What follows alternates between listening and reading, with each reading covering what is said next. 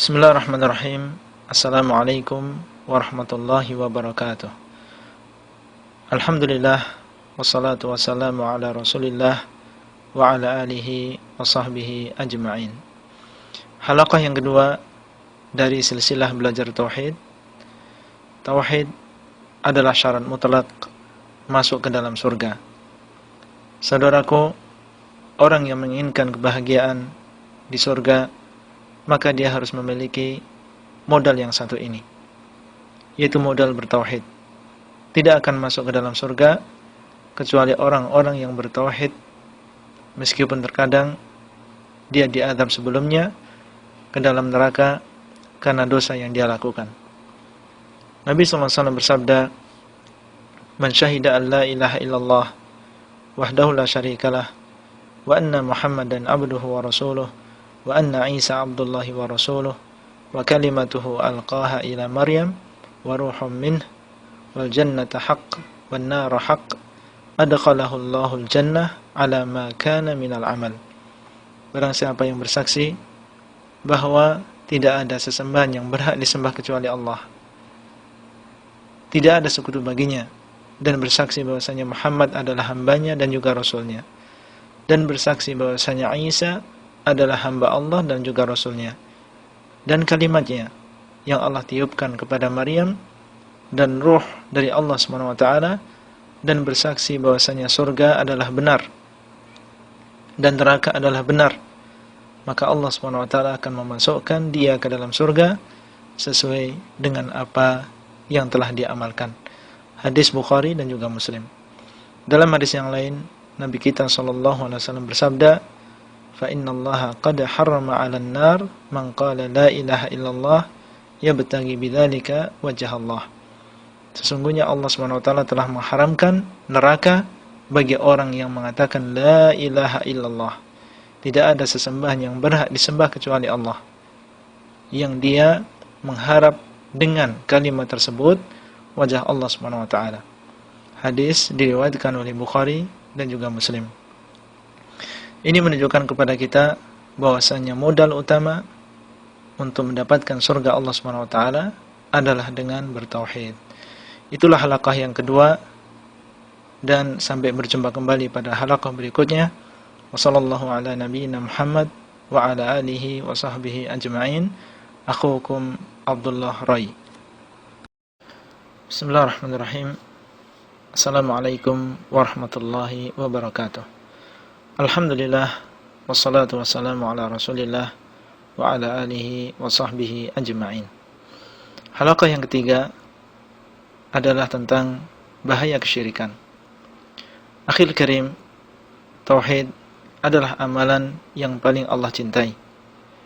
Sebaliknya, syirik, yaitu menyekutukan Allah SWT di dalam beribadah, adalah amalan yang sangat Allah murkai. Allah SWT memang Maha Pengampun.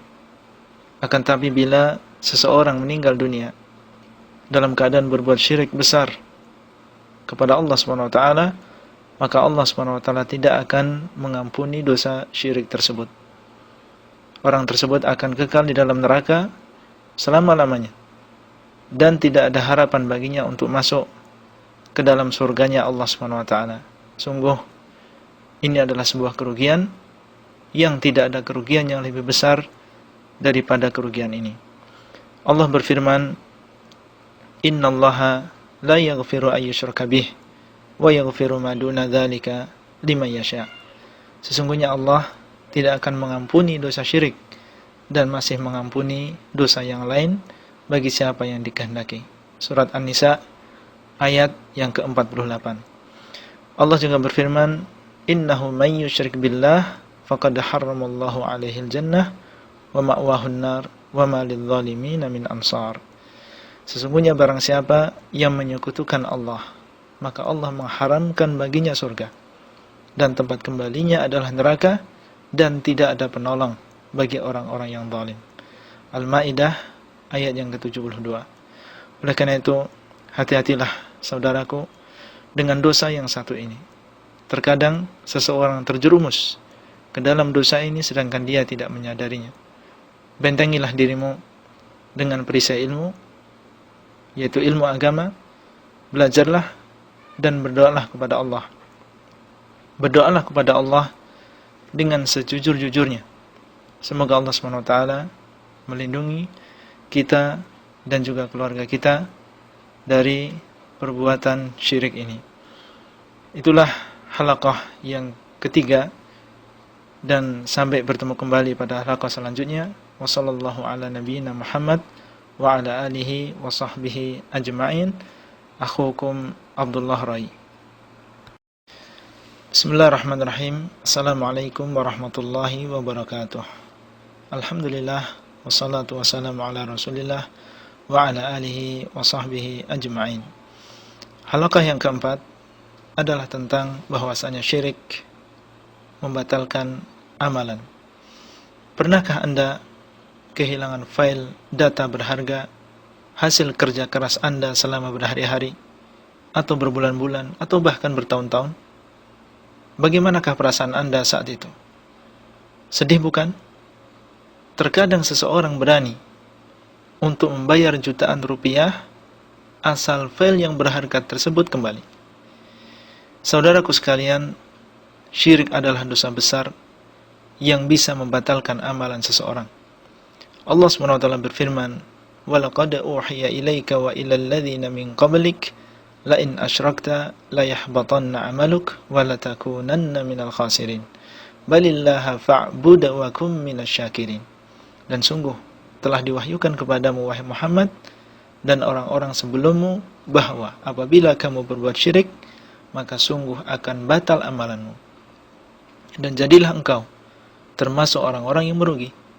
Maka sembahlah Allah saja dan jadilah kamu termasuk orang-orang yang bersyukur. Az-Zumar ayat 65-66. Dalam ayat ini, seorang nabi pun apabila dia berbuat syirik, maka akan batal amalannya. Oleh karena itu, saudara sekalian, jagalah amalan Anda yang sudah Anda tabung bertahun-tahun. Jangan biarkan amalan tersebut hilang begitu saja hanya karena kejahilan Anda terhadap tauhid dan juga syirik.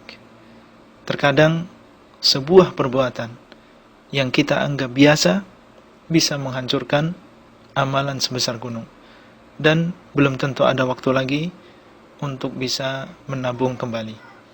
Itulah halaqah yang keempat, dan sampai bertemu kembali pada halaqah berikutnya.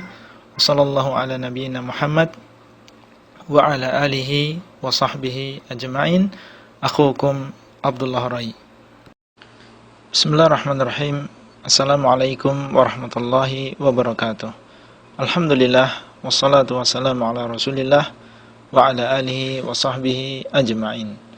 Halaqah yang kelima adalah taubat dari kesyirikan. Orang yang berbuat syirik, saudara sekalian, dan dia meninggal dunia tanpa bertaubat kepada Allah, maka dosa syirik tersebut tidak akan diampuni. Namun apabila dia bertobat sebelum dia meninggal, maka Allah SWT akan mengampuni dosanya bagaimanapun besar dosa tersebut. Taubat nasuha adalah taubat yang terpenuhi di dalamnya 3 syarat. Pertama adalah menyesal, yang kedua adalah meninggalkan perbuatan tersebut, yang ketiga adalah bertekad kuat untuk tidak mengulangi lagi.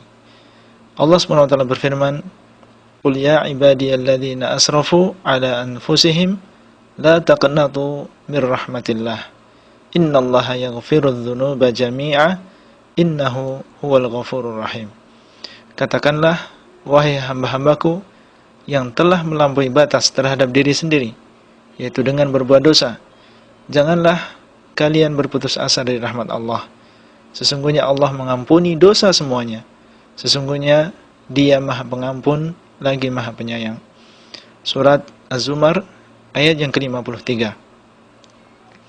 Rasulullah SAW bersabda, "Innallaha yaqbalu taubatal 'abdi ma lam yughargir." Sesungguhnya Allah menerima taubat seorang hamba selama ruh belum sampai ke tenggorokan. Hadis ini diriwayatkan oleh Tirmidzi dan juga Ibnu Majah dan dihasankan oleh Syekh Al-Albani rahimahullah. Para sahabat Nabi SAW tidak semuanya lahir dalam keadaan Islam. Bahkan banyak di antara mereka yang masuk Islam ketika sudah besar dan sebelumnya bergelimang dengan kesyirikan. Supaya tidak terjerumus kembali ke dalam kesyirikan, maka seseorang harus mempelajari tauhid dan memahaminya dengan baik, mengetahui jenis-jenis kesyirikan sehingga dia bisa menjauhi kesyirikan tersebut. Itulah halaqah yang kelima, dan sampai berjumpa kembali pada halaqah berikutnya. Wassallallahu ala nabiyyina Muhammad wa ala alihi wa sahbihi ajma'in. Akhukum Abdullah Rai. Bismillahirrahmanirrahim. Assalamualaikum warahmatullahi wabarakatuh. Alhamdulillah, wassalatu wassalamu ala Rasulillah wa ala alihi wa sahbihi ajma'in. Halaqah yang keenam dari silsilah belajar tauhid. Apa itu tauhid? Saudara sekalian, semoga Allah SWT memberikan pemahaman kepada kita semua. Sebelum kita jauh melangkah di dalam silsilah ini, tentunya kita harus benar-benar memahami apa makna tauhid yang wajib kita pelajari dan kita amalkan. Tauhid secara bahasa adalah mengisahkan. Adapun secara istilah, maka tauhid adalah mengisahkan Allah di dalam beribadah.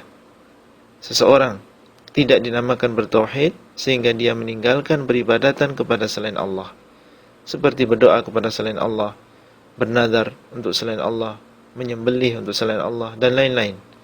Apabila seseorang beribadah kepada Allah dan menyerahkan sebagian ibadah kepada selain Allah, siapapun dia, entah itu seorang nabi, malaikat, atau yang lain, maka inilah yang dinamakan dengan syirik, yaitu menyekutukan Allah SWT di dalam beribadah.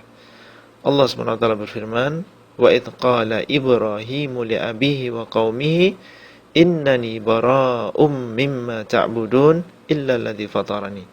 Dan ingatlah ketika Ibrahim berkata kepada bapaknya dan kaumnya, sesungguhnya aku berlepas diri dari apa yang kalian sembah, kecuali Zat yang telah menciptakan aku. Surat Az-Zukhruf ayat yang ke-26 sampai 27. Rasulullah SAW bersabda, "Man qala la ilaha illallah wa kafara bima yu'badu min dunillah, haruma maluhu wa damuhu wa hisabuhu 'ala Allah." Barang siapa yang mengatakan la ilaha illallah dan mengingkari segala sesuatu yang disembah selain Allah, maka haram hartanya dan darahnya, artinya tidak boleh diganggu, dan perhitungannya, hisabnya adalah atas Allah SWT. Hadis ini sahih, diriwayatkan oleh Imam Muslim. Oleh karena itu, rukun kalimat tauhid yaitu la ilaha illallah ada dua. Yang pertama adalah nafi, yaitu pengingkaran pada kalimat la ilaha, artinya tidak ada Tuhan yang berhak disembah. Maksudnya adalah mengingkari Tuhan-Tuhan selain Allah. Yang kedua adalah itsbat, penetapan pada kalimat illallah, artinya kecuali Allah. Maksudnya adalah menetapkan Allah sebagai satu-satunya sesembahan. Wallahul muwaffiq. Wa sallallahu ala nabiyyina Muhammad wa ala alihi wa sahbihi ajma'in. Akhukum Abdullah Rai. Bismillahirrahmanirrahim. Assalamualaikum warahmatullahi wabarakatuh. Alhamdulillah, wassalatu wassalamu ala Rasulillah. Halaqah yang ketujuh dari silsilah belajar tauhid, termasuk syirik memakai jimat. Saudaraku sekalian, Allah Azza wa Jal adalah Zat yang memberi manfaat dan mudarat. Kalau Allah menghendaki memberikan manfaat kepada seseorang, maka tidak akan ada yang bisa mencegahnya. Demikian pula sebaliknya, ketika Allah menghendaki untuk menimpakan musibah kepada seseorang, maka tidak akan ada yang bisa menolaknya. Keyakinan tersebut melazimkan kita sebagai seorang muslim untuk hanya bergantung kepada Allah semata dan merasa cukup dengan Allah dalam usaha mendapatkan manfaat dan menghindari mudarat, seperti dalam mencari rezeki, mencari keselamatan, mencari kesembuhan dari penyakit, dan lain-lain. Dan tidak bergantung sekali-kali kepada benda-benda yang dikeramatkan, seperti jimat, wafak, susuk, dan berbagai jenisnya. Rasulullah SAW bersabda, Man 'allaqa tamimatan faqad asyrak. Barang siapa yang menggantungkan tamimah, yaitu jimat dan yang semisalnya, maka sungguh dia telah berbuat syirik. Hadis ini diriwayatkan oleh Imam Ahmad dan disahihkan oleh Syekh Al-Albani rahimahullah. Apabila meyakini bahwa barang tersebut adalah sebab atau perantara, maka ini termasuk syirik kecil. Karena dia telah menjadikan sesuatu yang bukan sebab sebagai sebab. Padahal yang berhak untuk menentukan sesuatu itu sebab atau tidak adalah zat yang menciptakannya, yaitu Allah SWT. Kemudian apabila dia meyakini bahwa barang tersebut dengan sendirinya memberikan manfaat dan memberikan mudarat, maka ini termasuk syirik besar yang bisa mengeluarkan seseorang dari Islam. Semoga Allah SWT memudahkan kita dan juga saudara-saudara kita untuk meninggalkan perbuatan syirik yang sudah tersebar ini dan menjadikan ketergantungan hati kita dan mereka hanya kepada Allah. Hasbunallahu wa ni'mal wakil. Itulah halaqah yang ketujuh, dan sampai bertemu kembali pada halaqah yang selanjutnya. Wassallallahu ala nabiyyina Muhammad wa ala alihi wa sahbihi ajma'in. Saudaramu Abdullah Rai. Bismillahirrahmanirrahim. Assalamualaikum warahmatullahi wabarakatuh. Alhamdulillah wassalatu wassalamu ala Rasulillah. Ini adalah halaqah yang ke-8 dari silsilah belajar tauhid berjudul bertabarruk atau mencari barakah.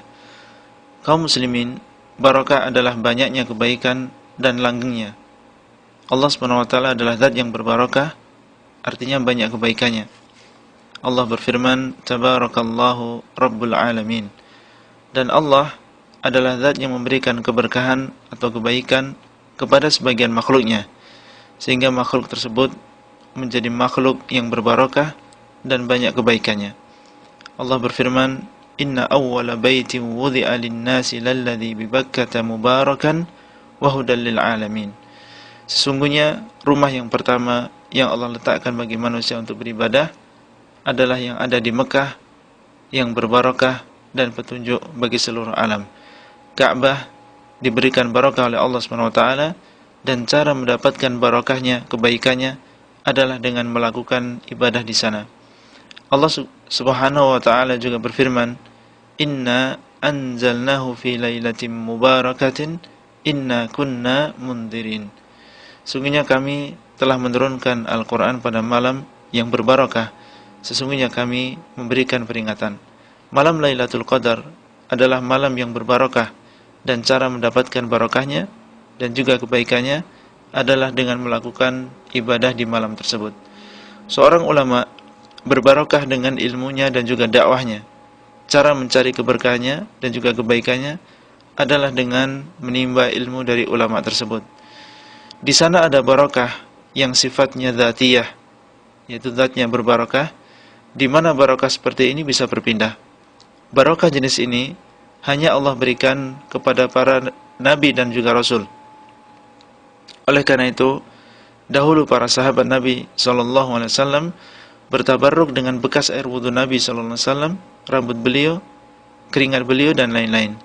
Sepeninggal beliau SAW, mereka tidak melakukan hal ini kepada Abu Bakar dan Umar dan para sahabat yang lain. Dan ini menunjukkan bahwasanya ini adalah kekhususan para nabi dan juga para rasul. Meminta barakah hanya kepada Allah dan dengan cara yang disyariatkan. Adapun meminta barakah dari Allah dengan sebab yang tidak disyariatkan, seperti dengan mengusap dinding masjid tertentu atau mengambil tanah kuburan tertentu dan lain-lain, maka ini termasuk dalam syirik kecil. Semoga Allah SWT memberkahi kita dan keluarga kita. Inilah halaqah yang ke-8, dan sampai berjumpa kembali pada halaqah yang selanjutnya. Wassallallahu ala nabiyyina Muhammad wa ala alihi wa sahbihi ajma'in. Saudaramu Abdullah Rai. Bismillahirrahmanirrahim. Assalamualaikum warahmatullahi wabarakatuh. Alhamdulillah wassalatu wassalamu ala Rasulillah. Ini adalah halaqah yang ke-9 dari silsilah belajar tauhid berjudul menyembelih untuk selain Allah termasuk syirik besar. Menyembelih termasuk ibadah yang agung di dalam agama Islam ini. Di dalamnya ada pengagungan terhadap Allah, Rabb semesta alam, dan merupakan wujud cinta dengan mengorbankan sebagian harta kita untuk Allah, seperti ibadah kurban di hari raya, akikah, dan juga hadiyu bagi sebagian jamaah haji. Allah SWT telah memerintahkan kita menyerahkan ibadah yang mulia ini hanya untuk Allah semata, sebagaimana firman Allah SWT, "Fasholli li rabbika wanhar." Maka salatlah dan menyembelihlah untuk Tuhanmu. Surat Al-Kautsar ayat yang kedua. Barang siapa yang menyerahkan ibadah menyembelih ini untuk selain Allah dalam rangka mengagungkan dan mendekatkan diri kepada selain Allah, sama saja kepada seorang nabi atau kepada seorang wali atau kepada jin dan lain-lain, maka dia telah terjatuh ke dalam syirik besar yang mengeluarkan seseorang dari Islam, membatalkan amalannya, dan terkena ancaman laknat dari Allah SWT. Sebagaimana sabda Nabi SAW, "La'anallah man dhabaha li ghairillah." Allah melaknat seseorang yang menyembelih untuk selain Allah. Hadis ini sahih, diriwayatkan oleh Imam Muslim. Dan makna dari laknat adalah dijauhkan dari rahmat Allah SWT. Oleh karenanya, janganlah sekali-kali kita sebagai seorang muslim berkorban dan menyembelih untuk selain Allah, sedikit pun, meskipun dengan seekor lalat, dengan harapan untuk mendapatkan manfaat atau terhindar dari mudarat. Kita harus yakin sebagai seorang muslim bahwa manfaat dan juga mudarat di tangan Allah SWT semata, dan hanya kepadanya lah seorang muslim bertawakal. Itulah yang bisa kita sampaikan pada halaqah yang ke-9 ini, dan sampai berjumpa kembali pada halaqah selanjutnya. Wassallallahu ala nabiyyina Muhammad wa ala alihi wa sahbihi ajma'in. Saudaramu Abdullah Rai di kota Al-Madinah An-Nabawiyah. Bismillahirrahmanirrahim. Assalamualaikum warahmatullahi wabarakatuh. Alhamdulillah, wassalatu wassalamu ala rasulillah. Halaqah yang ke-10 dari silsilah belajar tauhid berjudul termasuk syirik bernadar untuk selain Allah. Bernadar untuk Allah adalah seseorang mengatakan, misalnya, wajib bagi saya melakukan ibadah ini dan itu untuk Allah, atau dengan mengatakan, saya bernadar untuk Allah bila terlaksana hajat saya. Bernadar, kaum muslimin yang dimuliakan oleh Allah SWT, adalah ibadah dan sebuah bentuk pengagungan. Karenanya bernadar ini tidak diperkenankan kecuali untuk Allah SWT semata. Seperti seseorang bernadar untuk Allah akan berpuasa 1 hari bila lulus ujian, atau bernadar untuk Allah SWT akan mengadakan umrah bila sembuh dari penyakit dan lain-lain. Allah SWT berfirman, "Wa ma anfaqtum min nafaqatin aw nadartum min nadrin fa innallaha ya'lamu wa ma lidh-dhalimina min ansar." Dan apa yang kalian infakkan atau yang kalian nadarkan, maka sesungguhnya Allah SWT mengetahuinya. Allah Ta'ala mengabarkan bahwasanya Allah mengetahui nazar para hambanya di dalam ayat ini dan akan membalas dengan balasan yang baik. Ini menunjukkan bahwasanya nazar adalah ibadah yang seorang muslim akan diberikan pahala atas nazar tersebut. Dan menunaikan nazar apabila dalam ketaatan, hukumnya adalah wajib berdasarkan firman Allah SWT, "Wal yufu nudhurahum," dan supaya mereka menunaikan nazar-nazar mereka. Dan sabda Nabi SAW, "Man nadhara ayyuti'a Allah falyuti'hu wa man nadhara ayya'siyahu fala ya'sih." Barang siapa yang bernazar untuk menaati Allah SWT, maka hendaknya menaatinya. Dan barang siapa yang bernazar untuk memaksiati Allah, maka janganlah dia memaksiatinya. Hadis riwayat Al-Bukhari. Bernazar untuk selain Allah termasuk syirik besar yang mengeluarkan seseorang dari Islam, seperti seseorang bernazar apabila sembuh dari penyakit, maka akan menyembelih untuk wali fulan atau berpuasa untuk syekh fulan dan lain-lain. Semoga Allah SWT melindungi kita dan keturunan kita dari perbuatan syirik. Itulah halaqah yang ke-10, dan sampai bertemu kembali pada halaqah selanjutnya. Wassallallahu ala nabiyyina Muhammad wa ala alihi wa sahbihi ajma'in. Saudaramu Abdullah Rai. Bismillahirrahmanirrahim. Assalamualaikum warahmatullahi wabarakatuh. Alhamdulillah, wassalatu wassalamu ala Rasulillah wa ala alihi wa sahbihi ajma'in. Halaqah yang ke-11 dari silsilah belajar tauhid adalah tentang ar-ruqyah, yaitu jampi-jampi.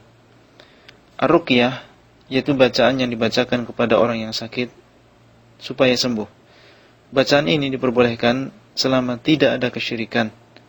Dari Auf bin Malik radhiyallahu anhu, beliau berkata, kami dahulu meruqyah di zaman jahiliyah.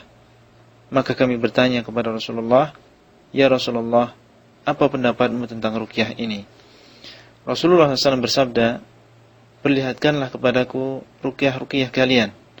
Sesungguhnya ruqyah tidak mengapa selama tidak ada kesyirikan. Hadis riwayat Abu Dawud, disahihkan oleh Syekh Al-Albani rahimahullah.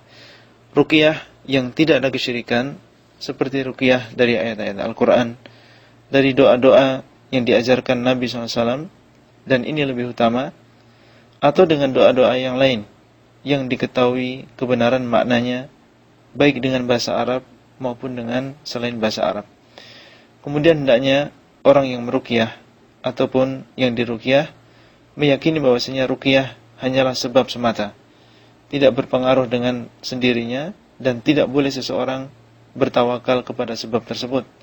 Seorang muslim mengambil sebab dan bertawakal kepada zat yang menciptakan sebab tersebut, yaitu Allah SWT. Ruqyah yang mengandung kesyirikan adalah jampi-jampi atau bacaan yang mengandung permohonan kepada selain Allah, entah kepada seorang jin ataupun seorang wali sekalipun. Biasanya disebutkan di situ nama-nama mereka. Tidak jarang jampi-jampi seperti ini dicampur dengan ayat-ayat Al-Quran, atau dengan nama-nama Allah, atau dengan kalimat yang berasal dari bahasa Arab. Tujuannya adalah satu, yaitu untuk mengelabui orang-orang yang jahil dan tidak tahu. Ruqyah yang mengandung kesyirikan telah dijelaskan oleh Rasulullah SAW dalam sabda beliau, innar ruqa wat tamaima wat tiwalata syirkun. Sesungguhnya jampi-jampi dan jimat-jimat dan juga pelet adalah syirik. Hadis ini diriwayatkan oleh Abu Dawud dan juga Ibnu Majah dan disahihkan oleh Syekh Al-Albani rahimahullah. Itulah halaqah yang ke-11, dan sampai bertemu kembali pada halaqah selanjutnya. Wassallallahu ala nabiyyina Muhammad wa ala alihi wa sahbihi ajma'in. Saudaramu Abdullah Rai. Bismillahirrahmanirrahim. Assalamualaikum warahmatullahi wabarakatuh. Alhamdulillah, wassalatu wassalamu ala Rasulillah wa ala alihi wa sahbihi ajma'in. Halaqah yang ke-12, berdoa kepada selain Allah adalah syirik besar.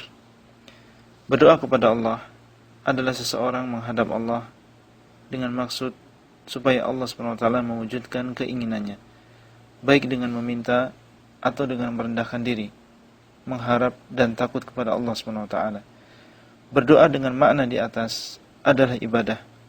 Berkata An-Nu'man Ibnu Bashirin radhiyallahu anhu, aku mendengar Nabi SAW bersabda, doa adalah ibadah. Kemudian beliau SAW membaca ayat, wa qala rabbukum ud'uni astajib lakum. Innal ladzina yastakbiruna an ibadati sayadkhuluna jahannama dakhirin. Dan Rabb kalian berkata, berdoalah kalian kepadaku, niscaya aku akan mengabulkan kalian. Sesungguhnya orang-orang yang sombong dari beribadah kepadaku, mereka akan masuk ke dalam neraka jahanam dalam keadaan terhina. Hadis riwayat Abu Dawud, Tirmidzi dan juga Nasa'i serta Ibnu Majah, dan disahihkan oleh Syekh Al-Albani rahimahullah. Dan makna beribadah kepadaku adalah berdoa kepadaku. Apabila doa adalah ibadah yang merupakan hak Allah SWT semata, maka berdoa kepada selain Allah dengan merendahkan diri di hadapannya, mengharap dan juga takut kepadanya, sebagaimana ketika dia mengharap dan takut kepada Allah, adalah termasuk syirik besar. Dan termasuk jenis doa adalah istighatsah, yaitu meminta dilepaskan dari kesusahan. Isti'adah, meminta perlindungan. Isti'anah, meminta pertolongan. Apabila di dalamnya ada perendahan diri, pengharapan, dan takut, maka ini adalah ibadah. Hanya diserahkan kepada Allah SWT semata. Dan perlu kita ketahui bahwasanya boleh seseorang beristighatsah, beristi'adzah, beristi'anah kepada seorang makhluk dengan 4 syarat. Yang pertama, makhluk tersebut masih hidup. Yang kedua, dia berada di depan kita atau bisa mendengar ucapan kita. Kemudian yang ketiga, dia mampu sebagai makhluk untuk melakukannya. Kemudian yang keempat, tidak boleh seseorang bertawakal kepada sebab tersebut, akan tapi bertawakal kepada Allah SWT yang menciptakan sebab. Orang yang beristighatsah, beristi'adzah atau beristi'anah kepada orang yang sudah mati atau kepada orang yang masih hidup, akan tetapi tidak berada di depan kita atau tidak mendengar ucapan kita, atau meminta makhluk perkara yang tidak mungkin melakukannya kecuali Allah, maka ini termasuk syirik besar. Itulah halaqah yang ke-12, dan sampai bertemu kembali pada halaqah selanjutnya. Wassallallahu ala nabiyyina Muhammad wa ala alihi wa sahbihi ajma'in. Saudaramu Abdullah Rai. Bismillahirrahmanirrahim. Assalamualaikum warahmatullahi wabarakatuh. Alhamdulillah, wassalatu wassalamu ala Rasulillah wa ala alihi wa sahbihi ajma'in. Halaqah yang ke-13 dari silsilah kita kali ini adalah tentang syafaat. Syafaat adalah meminta kebaikan bagi orang lain di dunia maupun di akhirat. Allah dan Rasul-Nya telah mengabarkan kepada kita tentang adanya syafaat pada hari kiamat. Di antara bentuknya adalah bahwasanya Allah mengampuni seorang muslim dengan perantara doa orang yang telah Allah izinkan untuk memberikan syafaat. Syafaat akhirat ini harus kita imani dan kita berusaha untuk meraihnya. Dan modal utama untuk mendapatkan syafaat akhirat adalah bertauhid dan bersihnya seseorang dari kesyirikan. Rasulullah SAW bersabda ketika beliau mengabarkan tentang bahwasanya beliau memiliki syafaat pada hari kiamat, beliau mengatakan fahiya nailatun insyaallah man mata min ummati la yusyriku billahi syai'a. Syafaat itu akan didapatkan insyaallah oleh setiap orang yang mati dari umatku yang tidak menyekutukan Allah sedikit pun. Hadis sahih riwayat Muslim. Mereka lah orang-orang yang Allah ridhai karena ketauhidan yang mereka miliki. Allah berfirman, "Wala yashfa'una illa liman irtadha." Dan mereka, itu para nabi, para malaikat dan juga yang lain, tidak memberikan syafaat kecuali bagi orang-orang yang Allah ridhai. Al-Anbiya ayat yang ke-28. Syafaat di akhirat ini berbeda dengan syafaat di dunia, karena seseorang pada hari kiamat tidak bisa memberikan syafaat bagi orang lain kecuali setelah diizinkan oleh Allah SWT, sampai meskipun dia adalah seorang nabi atau seorang malaikat sekalipun. Sebagaimana firman Allah SWT, "Man dzalladzi yashfa'u 'indahu illa bi'dznih." Tidaklah ada yang memberikan syafaat di sisi Allah kecuali dengan izinnya. Oleh karena itu, permintaan syafaat hanya ditujukan kepada Allah, zat yang memilikinya. Seperti seseorang mengatakan dalam doanya, "Ya Allah, aku meminta syafaat nabimu." Ini adalah cara meminta syafaat yang diperbolehkan, bukan dengan meminta langsung kepada Nabi Muhammad SAW seperti mengatakan, "Ya Rasulullah, berilah aku syafaatmu," atau dengan cara menyerahkan sebagian ibadah kepada makhluk dengan maksud meraih syafaatnya. Karena cara seperti ini adalah cara yang dilakukan oleh orang-orang musyrikin zaman dahulu. Allah SWT berfirman yang artinya, "Dan mereka menyembah kepada selain Allah sesuatu yang tidak memudarati mereka dan tidak pula memberikan manfaat. Dan mereka berkata, mereka adalah pemberi syafaat bagi kami di sisi Allah. Katakanlah, apakah kalian akan mengabarkan kepada Allah sesuatu yang Allah tidak ketahui di langit maupun di bumi? Maha suci Allah dan maha tinggi dari apa yang mereka sekutukan." Itulah yang bisa kita sampaikan pada halaqah kali ini, dan sampai bertemu kembali pada halaqah selanjutnya. Wabillahi taufiq wal hidayah. Wassalamualaikum warahmatullahi wabarakatuh. Saudaramu Abdullah Rai. Bismillahirrahmanirrahim.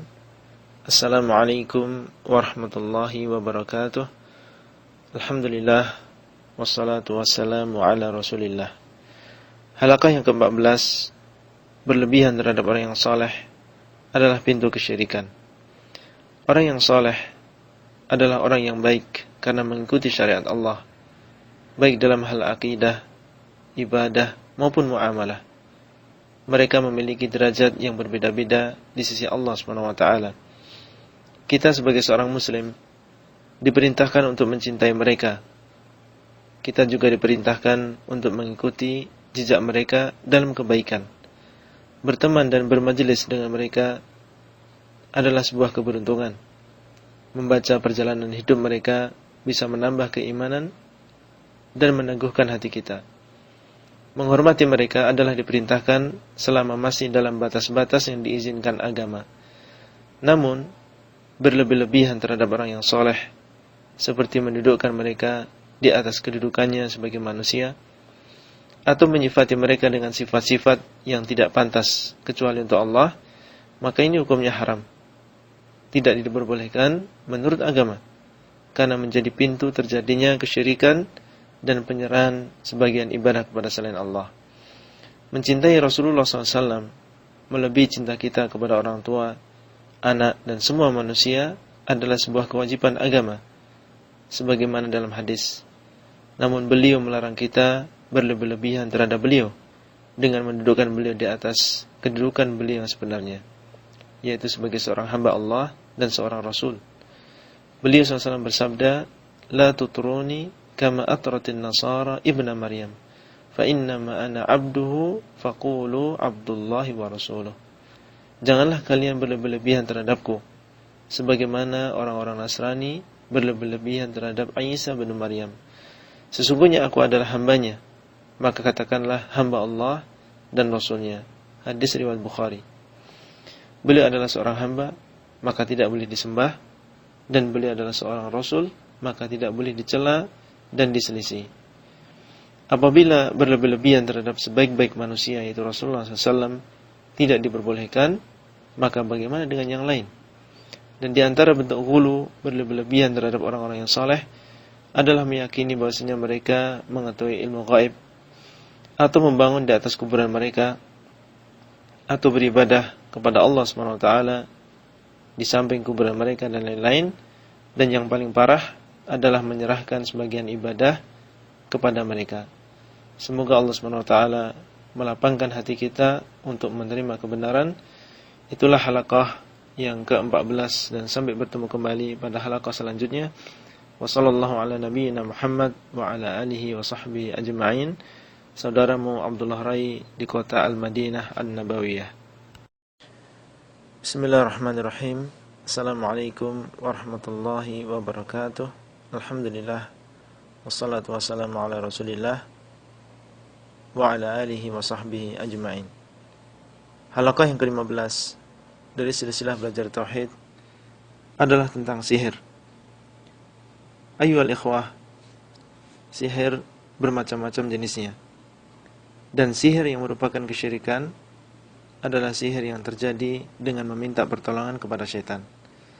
Dan syaitan tidak akan menolong seseorang kecuali setelah melakukan perkara yang dia ridhai, yaitu kufur kepada Allah, kafir kepada Allah, dengan cara menyerahkan sebagian ibadah kepada syaitan tersebut, atau dengan menghina Al-Quran, atau dengan mencela agama dan lain-lain. Allah berfirman, "Wa ma kafara Sulaiman walakinna asyayatin kafaru yu'allimuna an-nasa as-sihr." Dan bukanlah Sulaiman yang kafir, akan tapi setan-setanlah yang kafir, mereka mengajarkan sihir kepada manusia. Rasulullah SAW bersabda, yang artinya jauhilah 7 perkara yang membinasakan. Para sahabat bertanya, ya Rasulullah, apa 7 perkara tersebut? Maka beliau SAW mengatakan, syirik kepada Allah, sihir, dan seterusnya. Hadis ini muttafaqun alaih. Hukuman bagi seorang tukang sihir jenis ini adalah hukuman mati bila dia tidak bertobat, sebagaimana telah dicontohkan oleh para sahabat Nabi SAW. Dan yang berat untuk melakukan hukuman tersebut adalah pemerintah yang sah dan bukan individu. Mempelajari sihir termasuk perkara yang diharamkan. Bahkan sebagian ulama menghukumi pelakunya keluar dari Islam. Demikian pula meminta supaya disihirkan juga perbuatannya haram, karena Rasulullah SAW mengabarkan bahwa bukan termasuk pengikut beliau orang yang menyihir dan orang yang minta disihirkan, sebagaimana dalam sebuah riwayat yang diriwayatkan oleh Al-Bazzar dalam musnadnya dan disahihkan oleh Syekh Al-Albani rahimahullah. Seorang muslim hendaknya mengambil sebab untuk membentengi diri dari sihir. Di antaranya adalah dengan menjaga zikir-zikir yang disyariatkan, seperti zikir pagi dan petang, zikir-zikir setelah sholat 5 waktu, zikir akan tidur, mau makan, masuk rumah, keluar rumah, masuk kamar kecil, keluar dari kamar kecil, dan lain-lain. Dan membersihkan diri dan juga rumah dari perkara-perkara yang membuat ridha syaitan, seperti jimat-jimat, musik-musik, gambar-gambar makhluk bernyawa, dan lain-lain. Dan apabila qadarullah terkena sihir, maka hendaknya dia bersabar, merendahkan diri kepada Allah, memohon darinya kesembuhan, dan berpegang dengan ruqyah-ruqyah yang disyariatkan. Dan jangan sekali-kali dia berusaha untuk menghilangkan sihir dengan cara meminta bantuan jin, baik secara langsung maupun lewat dukun, paranormal, dan semisal mereka. Semoga Allah SWT melindungi kita dan juga keluarga kita dari semua kejelekan di dunia dan juga di akhirat. Itulah halaqah yang ke-15, dan sampai bertemu kembali pada halaqah yang selanjutnya. Wassallallahu ala nabiyyina Muhammad wa ala alihi wa sahbihi ajma'in. Saudaramu Abdullah Rai. Bismillahirrahmanirrahim. Assalamualaikum warahmatullahi wabarakatuh. Alhamdulillah, wassalatu wassalamu ala Rasulillah. Halaqah yang ke-16 dari silsilah belajar tauhid adalah tentang perdukunan. Dukun adalah orang yang mengaku mengetahui sesuatu yang gaib, yang tidak diketahui oleh kebanyakan manusia, seperti mengetahui barang yang hilang, pencurinya, mengetahui ramalan nasib, dan lain-lain. Dia mengaku mengetahui hal-hal tersebut dengan cara-cara tertentu, seperti dengan melihat bintang, menggaris di tanah, melihat air di mangkok, dan lain-lain. Dengan cara ini, para dukun memakan harta manusia. Saudaraku sekalian, ketahuilah bahwa perdukunan dengan namanya yang bermacam-macam adalah perkara yang diharamkan di dalam agama Islam. Ilmu gaib yang mereka akui pada hakikatnya adalah kabar dari jin yang mereka mintai bantuan. Sedangkan cara-cara tersebut hanyalah untuk menutupi kedoknya sebagai seorang yang meminta bantuan jin dan juga setan. Kita sudah mengetahui bersama bahwa iblis sudah berjanji akan menyesatkan manusia dan menyeret mereka bersamanya ke dalam neraka. Iblis dan juga keturunannya tidak akan membantu sang dukun kecuali apabila dukun tersebut kafir kepada Allah. Para ulama menghukumi dukun sebagai orang yang kafir dengan sebab ini. Dan harta yang dia dapatkan dari pekerjaan ini adalah harta yang haram. Berkaitan dengan ramalan yang kadang benar, maka sebagaimana dikabarkan Nabi SAW dalam hadis yang sahih, bahwa para jin bekerja sama untuk mencuri kabar dari langit. Apabila mendengar sesuatu, maka jin yang di atas akan mengabarkan kepada yang di bawahnya, dan seterusnya sehingga sampai ke telinga dukun. Terkadang dia terkena lemparan bintang sebelum menyampaikan kabar tersebut, dan terkadang pula sempat menyampaikan sebelum akhirnya terkena lemparan bintang. Kabar sedikit ini atau kabar sedikit yang sampai ini akan ditambah-tambih oleh dukun tersebut dengan kedustaan yang banyak. Apa yang benar terjadi sesuai dengan yang dia kabarkan akan dijadikan alat mencari pembenaran dan kepercayaan dari manusia. Orang Islam dilarang sekali-kali datang ke dukun dengan maksud meminta bantuan, bagaimanapun susahnya keadaan dia. Rasulullah SAW bersabda, yang artinya barang siapa yang mendatangi seorang dukun kemudian membenarkan apa yang dia ucapkan, maka dia telah kufur terhadap apa yang diturunkan kepada Muhammad. Hadis riwayat Abu Dawud, Tirmidzi, Ibnu Majah, dan disahihkan oleh Syekh Al-Albani rahimahullah. Dalam hadis yang lain beliau mengatakan, man ata arrafan fasa'alahu an syai'in lam tuqbal lahu salatun arba'ina lailah. Barang siapa yang mendatangi dukun kemudian bertanya kepadanya tentang sesuatu, maka tidak diterima darinya salat selama 40 hari. Hadis riwayat Muslim. Meskipun sebagian ulama berpendapat bahwa mendatangi dukun tidak sampai mengeluarkan seseorang dari Islam, Namun kedua hadis di atas cukup menunjukkan besarnya dosa orang yang mendatangi dukun. Semoga Allah SWT menjadikan kita merasa cukup dengan yang halal dan menjauhkan kita dari yang haram. Itulah halaqah yang ke-16, dan sampai bertemu kembali pada halaqah selanjutnya. Sallallahu ala nabiyyina Muhammad wa ala alihi wa sahbihi ajma'in. Saudaramu Abdullah Rai. Bismillahirrahmanirrahim. Assalamualaikum warahmatullahi wabarakatuh. Alhamdulillah, wassalatu wassalamu ala rasulillah. Pelajaran yang ke-17 dari silsilah belajar tauhid adalah tentang tatayyur, yaitu merasa sial dengan sesuatu. Tatayyur adalah merasa akan bernasib sial karena melihat atau mendengar kejadian tertentu, seperti melihat tabrakan atau orang yang berkelahi atau yang semisalnya. Kemudian hal tersebut menyebabkan dia tidak jadi melaksanakan hajatnya, seperti bepergian, berdagang, dan lain-lain. Tatayyur termasuk syirik kecil apabila perasaan tersebut kita ikuti. Rasulullah SAW bersabda, "Man raddathu at-tiyaratu min hajatin faqad asyrak." Barang siapa yang tiarah menyebabkan dia tidak jadi melaksanakan hajatnya, maka dia telah berbuat syirik. Hadis sahih diriwayatkan oleh Imam Ahmad. Perasaan ini sebenarnya tidak akan mempengaruhi takdir, sebagaimana hal ini dinafikan dan diingkari oleh Rasulullah SAW. Beliau bersabda, "Wala tiarah." Maksudnya adalah tidak ada tiarah. Hadis riwayat Bukhari dan Muslim. Maksudnya, tiarah ini adalah hanya sebuah perasaan saja yang tidak akan berpengaruh terhadap takdir Allah SWT. Oleh karena itu seorang muslim tidak boleh mengikuti was-was setan ini, dan hendaknya dia memiliki keyakinan yang kuat bahwa semua yang terjadi di permukaan bumi berupa kebaikan dan keburukan adalah dengan takdir Allah semata. Yakin bahwa tidak mendatangkan kebaikan kecuali Allah, dan tidak melindungi dari keburukan kecuali Allah. Hanya bertawakal kepada Allah semata dan berbaik sangka kepada Allah SWT. Apabila datang perasaan tersebut, maka hendaknya segera dihilangkan dengan tawakal, dan tetaplah dia melaksanakan hajatnya. Dan apa yang terjadi setelah itu adalah takdir Allah semata. Adapun tafa'ul, maka diperbolehkan di dalam agama kita. Tafa'ul artinya adalah berbaik sangka kepada Allah karena melihat atau mendengar sesuatu. Dahulu Nabi SAW sering bertafa'ul, seperti ketika perjanjian Hudaybiyah, utusan Quraisy saat itu bernama Suhail.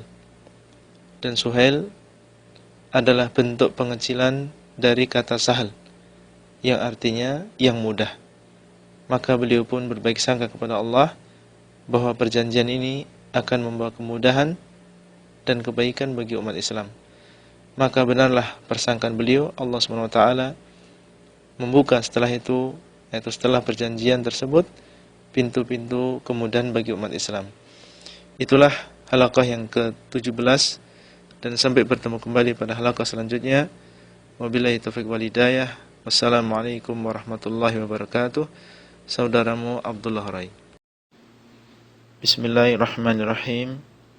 Assalamualaikum warahmatullahi wabarakatuh. Alhamdulillah, wassalatu wassalamu ala rasulillah wa ala alihi wa sahbihi ajma'in. Halaqah yang ke-18 dari silsilah belajar tauhid adalah tentang meramal nasib dengan bintang. Bintang adalah makhluk yang menunjukkan kebesaran Allah dan kebesaran penciptanya. Allah Ta'ala telah mengabarkan di dalam Al-Quran bahwa bintang ini memiliki 3 faedah. Yang pertama, sebagai perhiasan langit. Kemudian yang kedua, sebagai pelempar setan. Kemudian yang ketiga adalah sebagai petunjuk manusia, seperti mengetahui arah utara atau selatan, mengetahui arah daerah, arah kiblat, atau mengetahui kapan datangnya musim menanam, musim hujan, dan lain-lain. Allah tidak menciptakan bintang untuk perkara yang lain selain 3 perkara di atas. Seorang salaf, Qatadah Ibnu Di'amah As-Sadusi, seorang ulama yang meninggal kurang lebih pada tahun 110 Hijriah, beliau menjelaskan bahwa barang siapa yang meyakini bahwasanya bintang memiliki faedah yang lain selain 3 hal di atas, maka dia telah bersalah dan berbicara tanpa ilmu. Ucapan ini dikeluarkan oleh Al-Imam Al-Bukhari di dalam sahih beliau. Contohnya adalah meyakini bahwasanya terbit dan tenggelamnya bintang atau berkumpul dan berpisahnya beberapa bintang berpengaruh kepada keberuntungan seseorang di masa yang akan datang dalam masalah rezeki, jodoh, dan lain-lain. Seperti kolom yang ditemukan di beberapa koran dan juga majalah, membacanya dan mempercayainya adalah perbuatannya haram dan termasuk dosa besar. Sebagian ulama mengatakan hukumnya seperti orang yang mendatangi dukun dan bertanya kepadanya. Ancamannya tidak diterima salatnya selama 40 hari. Hendaknya kita semua takut kepada Allah dan janganlah sekali-kali mencoba membaca kolom-kolom tersebut, dan jangan juga memasukkannya ke dalam rumah kita. Kita tutup segala pintu yang bisa merusak akidah kita dan juga keluarga kita, karena akidah merupakan modal kita memasuki surganya Allah Subhanahu wa taala dengan selamat. Inilah halaqah yang ke-18, dan sampai bertemu kembali pada halaqah yang selanjutnya. Wassallallahu ala nabiyyina Muhammad wa ala alihi wa sahbihi ajma'in. Saudaramu Abdullah Rai. Assalamualaikum warahmatullahi wabarakatuh. Alhamdulillah, wassalatu wassalamu ala Rasulillah. Halaqah yang ke-20 dari silsilah belajar tauhid adalah tentang riya. Riya, ayyuhal ikhwah, adalah seorang mengamalkan sebuah ibadah bukan karena ingin pahala dari Allah, akan tetapi ingin dilihat manusia dan dipuji. Riya hukumnya haram, dan dia termasuk syirik kecil yang samar, yang tidak mengeluarkan seseorang dari Islam. Riya adalah di antara sebab tidak diterimanya amal ibadah seseorang, bagaimanapun besar amalan tersebut. Rasulullah SAW bersabda, Qala Allah tabaraka wa ta'ala, Ana aghna syuraka'i 'ani syirk, man 'amila amalan asyraka fihi ma'i ghairi taraktuhu wa syirkah. Allah berkata, Aku adalah zat yang paling tidak butuh dengan syirik. Barang siapa yang mengamalkan sebuah amalan, dia menyekutukan aku bersama yang lain di dalam amalan tersebut, maka aku akan meninggalkannya dan juga kesyirikannya. Hadis riwayat Muslim. Sebagian ulama berpendapat bahwa syirik yang kecil tidak ada harapan untuk diampuni oleh Allah. Artinya dia harus diadab supaya bersih dari dosa riya tersebut. Berbeda dengan dosa besar yang ada di bawah kehendak Allah, yang kalau Allah menghendaki maka akan diampuni langsung, dan kalau Allah menghendaki maka akan diadab. Mereka berdalil dengan keumuman ayat, Innallaha la yaghfiru an yushraka bih wa yaghfiru ma duna dzalika liman yasha. Sesungguhnya Allah tidak mengampuni dosa syirik dan mengampuni dosa yang lain bagi siapa yang dikehendaki. Tahukah kita siapa orang yang pertama kali nanti akan dinyalakan api neraka dengan mereka? Mereka bukanlah preman-preman di jalan atau pembunuh yang kejam, tapi mereka justru adalah orang-orang yang beramal soleh. Mereka adalah orang yang mengajarkan Al-Quran supaya dikatakan sebagai seorang qari, seorang yang suka membaca, seorang yang mahir pembaca, dan juga orang yang berinfak supaya dikatakan dermawan, dan berjihad supaya dikatakan sebagai seorang pemberani, beramal bukan karena Allah. Sebagaimana hal ini dikabarkan oleh Nabi SAW di dalam hadis yang sahih. Oleh karena itu, saudara sekalian, ikhlaslah di dalam beramal, dan ikhlas adalah barang yang sangat berharga. Para salaf kita, mereka pun merasa atau merasakan beratnya memperbaiki hati mereka. Dan hanya kepada Allah kita meminta keikhlasan di dalam beramal, menjauhkan kita dari riya, sum'ah, ujub, dan berbagai penyakit hati. Dan marilah kita biasakan untuk menyembunyikan amal kita, kecuali kalau memang ada maslahat yang lebih kuat, Itulah yang bisa kita sampaikan pada halaqah yang ke-20 ini. Dan sampai bertemu kembali pada halaqah selanjutnya. Wabillahi taufiq wal hidayah. Wassalamualaikum warahmatullahi wabarakatuh. Saudaramu Abdullah Rai. Assalamualaikum warahmatullahi wabarakatuh. Alhamdulillah wassalatu wassalamu ala Rasulillah. Halaqah yang ke-21 dari silsilah belajar tauhid adalah tentang cinta kepada Allah. Mencintai Allah merupakan ibadah yang agung. Cinta yang merupakan ibadah ini mengharuskan seorang muslim merendahkan dirinya di hadapan Allah, mengagungkan Allah, yang akhirnya akan membawa seseorang untuk melaksanakan perintah Allah dan juga menjauhi apa yang Allah larang. Inilah cinta yang merupakan ibadah. Barang siapa yang menyerahkan cinta seperti ini kepada selain Allah, maka dia telah berbuat syirik besar. Allah SWT berfirman, "Wa minan nasi may yattakhidhu min dunillahi andadan yuhibbunahum ka hubbillah, walladzina amanu ashaddu hubban lillah." Dan di antara manusia ada orang-orang yang menjadikan selain Allah sebagai sekutu-sekutu Allah. Mereka mencintainya sebagaimana mereka mencintai Allah. Adapun orang-orang yang beriman, maka cinta mereka kepada Allah jauh lebih besar. Adapun cinta yang merupakan tabiat manusia, seperti cinta keluarga, harta, pekerjaan dan lain-lain, maka hal ini diperbolehkan selama tidak melebihi cinta kita kepada Allah. Apabila seseorang mencintai perkara-perkara tersebut melebihi cintanya kepada Allah, maka dia telah melakukan dosa besar.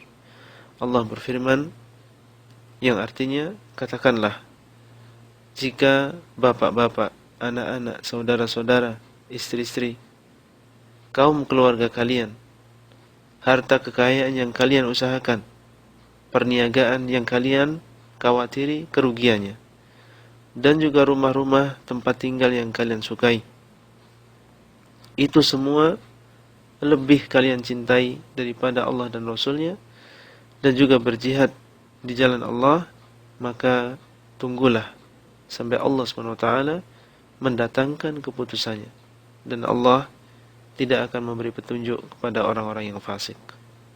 Surat At-Taubah ayat yang ke-24. Ketika terjadi pertentangan antara dua kecintaan, maka di sini akan nampak siapa yang lebih dia cintai, dan akan nampak siapa yang cintanya benar dan siapa yang cintanya hanya sebatas ucapan saja. Di antara cara untuk memupuk rasa cinta kita kepada Allah adalah dengan mentadabburi, memperhatikan ayat-ayat Al-Quran, dan memikirkan tanda-tanda kekuasaan Allah SWT di alam semesta. Demikian pula dengan cara mengingat-ingat berbagai kenikmatan yang Allah berikan. Itulah halaqah yang ke-21, dan sampai bertemu kembali pada halaqah selanjutnya. Wassallallahu ala nabiyyina Muhammad wa ala alihi wa sahbihi ajma'in. Saudaramu Abdullah Rai.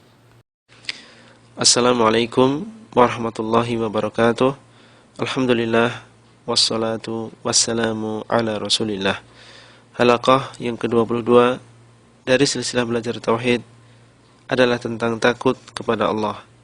Di antara keyakinan seorang muslim, ayyuhal ikhwah, adalah bahwasanya manfaat dan mudarat adalah di tangan Allah SWT semata. Seorang muslim tidak takut kecuali kepada Allah dan tidak bertawakal kecuali kepada Allah. Takut kepada Allah yang dibenarkan adalah takut yang membawa pelakunya untuk merendahkan diri di hadapan Allah, mengagungkannya, dan membawanya untuk menjauhi larangan Allah SWT dan melaksanakan perintahnya. Bukan takut yang berlebihan, yang membawa kepada keputusasaan terhadap rahmat Allah, dan juga bukan takut yang terlalu tipis, yang tidak membawa pemiliknya kepada ketaatan kepada Allah. Takut seperti ini adalah ibadah. Tidak boleh sekali-kali seorang muslim menyerahkan takut seperti ini kepada selain Allah. Dan barang siapa yang menyerahkannya kepada selain Allah, maka dia telah terjerumus ke dalam syirik besar yang mengeluarkan seseorang dari Islam. Seperti orang yang takut mudarat wali fulan yang sudah meninggal, kemudian takut tersebut menjadikan dia merendahkan diri di hadapan kuburannya dan juga mengagungkannya. Hendaknya seorang muslim meneladani Nabi Ibrahim alaihissalam ketika beliau berkata, yang artinya, dan aku tidak takut dengan sesembahan kalian, mereka tidak memudarati aku kecuali apabila Rabbku menghendakinya. Surat Al-An'am ayat yang ke-80. Di antara takut yang diharamkan adalah takutnya seseorang kepada makhluk yang melebihi takutnya kepada Allah, sehingga takut tersebut membuat dia meninggalkan perintah Allah atau melanggar larangan Allah, seperti orang yang meninggalkan jihad yang wajib atasnya karena takut kepada orang-orang kafir, atau tidak melarang kemungkaran karena takut celaan manusia padahal dia mampu. Allah berfirman, yang artinya sesungguhnya itu hanyalah setan yang menakut-nakuti kalian wahai orang-orang yang beriman, dengan wali-walinya, dengan penolong-penolongnya. Karena itu janganlah kalian takut kepada mereka, tetapi takutlah kalian kepadaku jika kalian benar-benar orang yang beriman. Di antara cara menghilangkan rasa takut kepada makhluk yang diharamkan adalah berlindung kepada Allah dari bisikan setan dan mengingat sabda Nabi SAW yang artinya, ketahuilah bahwa seandainya umat semuanya berkumpul untuk memberikan manfaat kepadamu, niscaya mereka tidak bisa memberikan manfaat kecuali dengan apa yang sudah Allah tulis. Dan seandainya mereka berkumpul untuk memberikan mudarat kepadamu, niscaya mereka tidak bisa memberikan mudarat kecuali dengan apa yang sudah Allah tulis. Hadis ini diriwayatkan oleh Tirmidzi dan disahihkan oleh Syekh Al-Albani rahimahullah. Diperbolehkan takut yang merupakan tabiat manusia, seperti takut kepada panasnya api, binatang buas, dan takut yang seperti ini bukanlah takut yang merupakan ibadah dan juga bukan takut yang membawa seseorang meninggalkan perintah atau melanggar larangan Allah. Ini adalah takut yang tabiat yang para nabi pun tidak terlepas darinya. Itulah halaqah yang ke-22 dan sampai bertemu kembali pada halaqah yang selanjutnya. Wassallallahu ala nabiyyina Muhammad wa ala alihi wa sahbihi ajma'in. Saudaramu Abdullah Rai. Assalamualaikum warahmatullahi wabarakatuh. Alhamdulillah wassalatu wassalamu ala Rasulillah. Halaqah yang ke-23 dari silsilah kita adalah tentang taat ulama dalam kebenaran. Ulama adalah orang-orang yang memiliki ilmu tentang Allah dan juga agamanya. Ilmu yang membawa dirinya untuk bertakwa kepada Allah Subhanahu wa taala. Mereka adalah pewaris para nabi dan kedudukan mereka di dalam agama Islam adalah sangat tinggi. Allah telah mengangkat derajat para ulama dan memerintahkan kita untuk taat kepada mereka selama mereka menyeru dan mengajak kepada kebenaran dan juga kebaikan. Allah berfirman, ya ayyuhalladzina amanu athi'ullah wa athi'ur rasul wa ulil amri minkum. Wahai orang-orang yang beriman, taatlah kepada Rasul dan ulil amri kalian. Dan ulil amri di sini mencakup ulama dan juga umara atau pemerintah. Menghormati mereka, yaitu para ulama, bukan berarti menaati mereka dalam segala hal sampai kepada kemaksiatan. Ulama ayyuhal ikhwah seperti manusia yang lain. Ijtihad mereka terkadang salah, terkadang benar. Kalau benar, mereka mendapatkan 2 pahala. Dan kalau salah, mereka mendapatkan 1 pahala. Apabila telah jelas kebenaran bagi seorang muslim dan jelas bahwasanya seorang ulama menyelisih kebenaran tersebut dalam sebuah permasalahan, maka tidak boleh seseorang menaati ulama tersebut kemudian dia meninggalkan kebenaran. Rasulullah SAW bersabda, tidak ada ketaatan dalam kemaksiatan. Sesungguhnya ketaatan hanya di dalam kebenaran. Muttafaqun alaih. Apabila seseorang menaati ulama dalam kemaksiatan kepada Allah, maka dia telah menjadikan ulama tersebut sebagai pembuat syariat dan bukan penyampai syariat. Seperti yang dilakukan oleh orang-orang Yahudi dan Nasrani. Allah berfirman, ittakhadhu ahbarahum wa ruhbanahum arbaban min dunillah.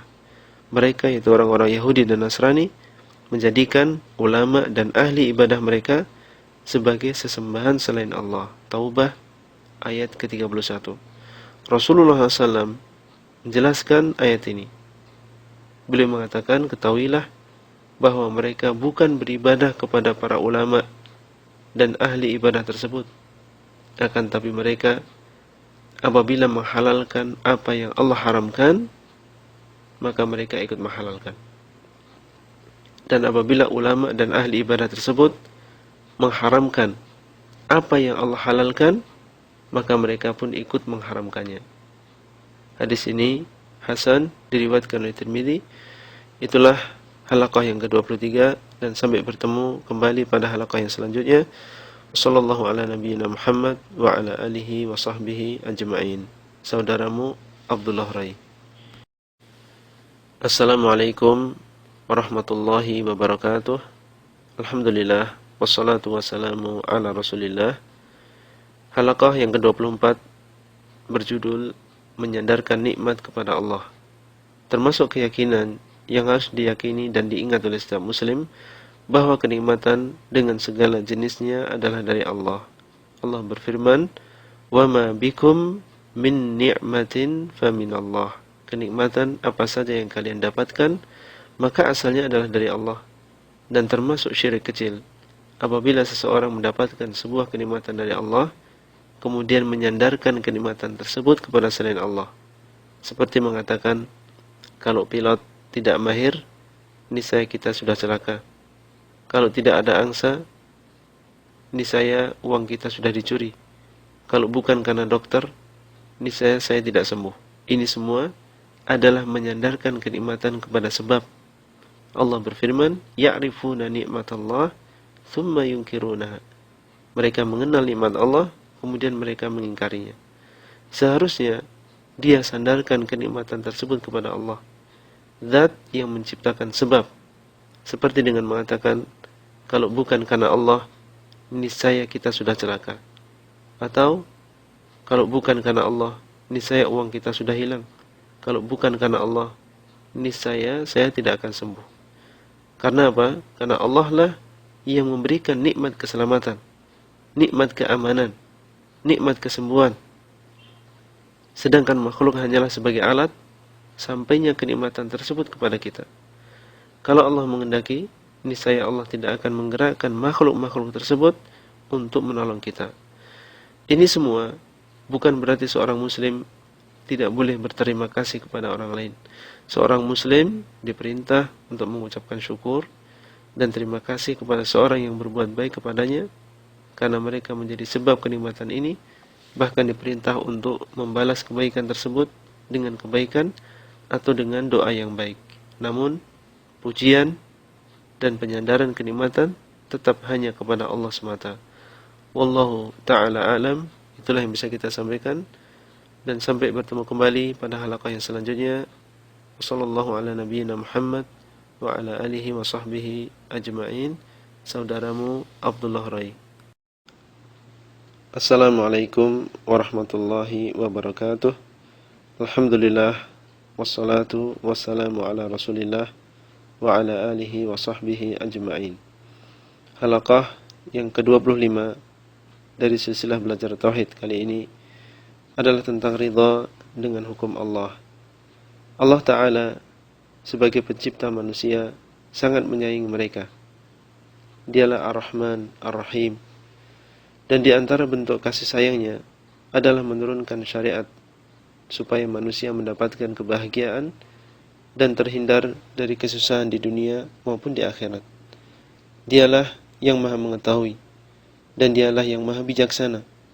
Hukumnya penuh dengan keadilan, hikmah dan juga kebaikan.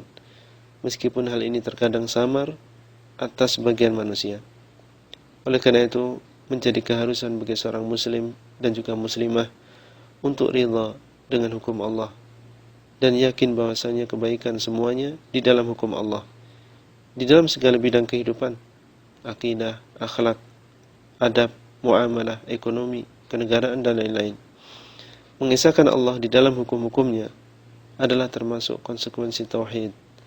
Allah berfirman, "Wa ma kana lil mu'minin wa la mu'minatin idza qadallahu wa rasuluhu amran ay yakuna lahumul khiyaratu min amrihim wa man ya'sillah wa rasulahu faqad dhalla dhalalan mubina." dan tidaklah pantas bagi seorang laki-laki yang mukmin dan wanita yang mukminah apabila Allah dan Rasul-Nya telah menetapkan suatu ketetapan, akan ada bagi mereka pilihan yang lain di dalam urusan mereka. Dan barang siapa yang mendurhakai Allah dan Rasul-Nya, maka sungguhlah dia telah sesat dengan kesesatan yang nyata. Surat Al-Ahzab ayat yang ke-36. Saudaraku, alhamdulillah, dengan izin Allah dan karunia-Nya sampailah kita pada bagian yang terakhir dari silsilah kita, yaitu bagian yang ke-25. Dan dengan ini saya akhiri silsilah ini, dan bukan berarti kita sudah merasa cukup.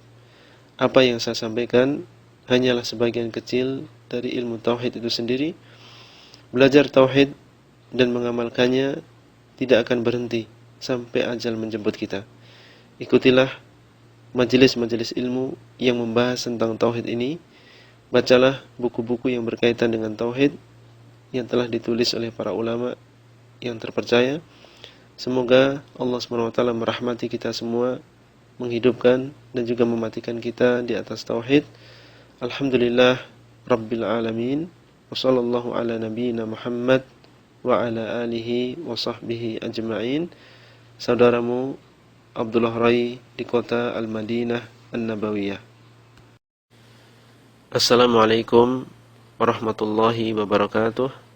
Alhamdulillah wassalatu wassalamu ala Rasulillah. Halaqah yang ke-24 berjudul menyandarkan nikmat kepada Allah. Termasuk keyakinan yang harus diyakini dan diingat oleh setiap muslim, bahwa kenikmatan dengan segala jenisnya adalah dari Allah. Allah berfirman, "Wa ma bikum min ni'matin faminallah."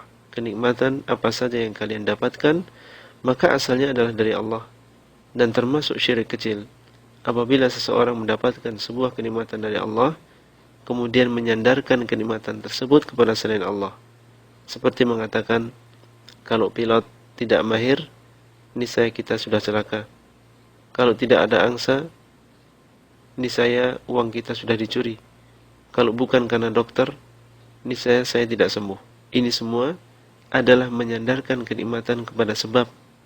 Allah berfirman, "Ya'rifuna ni'matallah, thumma yunkirunaha." Mereka mengenal nikmat Allah, kemudian mereka mengingkarinya. Seharusnya dia sandarkan kenikmatan tersebut kepada Allah, Zat yang menciptakan sebab. Seperti dengan mengatakan, kalau bukan karena Allah, niscaya kita sudah celaka.